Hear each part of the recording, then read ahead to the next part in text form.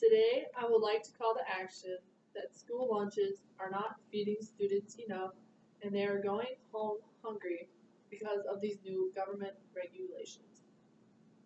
A survey taken of students in schools, they complain of hunger 30 to 45 minutes after eating school lunch. Students are not being fed enough food. Each student is physically different. These lack of calories for some students is diminishing their growth. First, let's look at the problems with these new government regulations, then look for a clear solution. Let's begin by looking at the problem with these new government regulations. Students are not being fed enough. In an interview with Lexi Hagel, she stated, students are up in line for seconds and thirds as soon as they sit down. Many students are malnourished or overweight or obese, which is why Lady Michelle Obama changed these regulations. What she doesn't know is these meals are what some kids live off of. They're the only meals they receive at all. These new regulations are helping very little. In the article, Schools Seek Changes to Healthier Lunch Rules, written by Mary Claire Jelonic, it stated, the standards were put in place too quickly for students to adjust. There is not just one type of body physique of students. New regulations treat each student the same. These standards are taking calories away from students, especially athletes. Why should a person who is 6'2", who works out 2 times a day, be eating the same amount of food as a person who is 5'2", who doesn't work out at all? It simply is not enough food for certain body types and exercise levels of kids in school. These standards are doing more harm than good. Students are eating more now after school than they did before. They aren't being fed during school, so many kids go on a giant junk food eating binge after school because they are so hungry.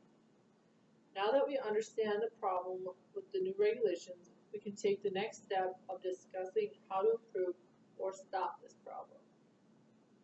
The government wants to slow down and stop obesity. In an article written by Elaine Wilson, it stated, childhood obesity rates have tripled in the last 30 years. They should keep the food but increase the amount of exercise.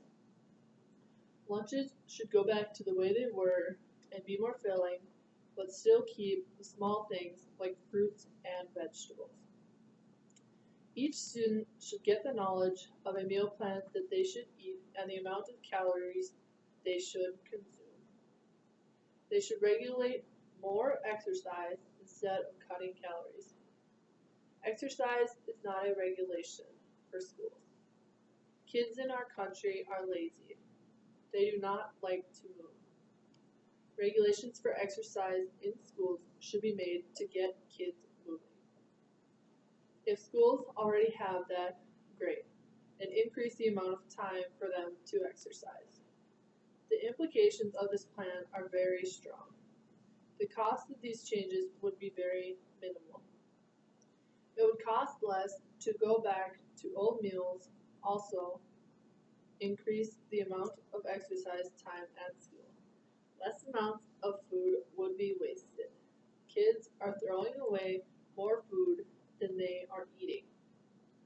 There would be support from all areas: students, staff, parents, community, and etc.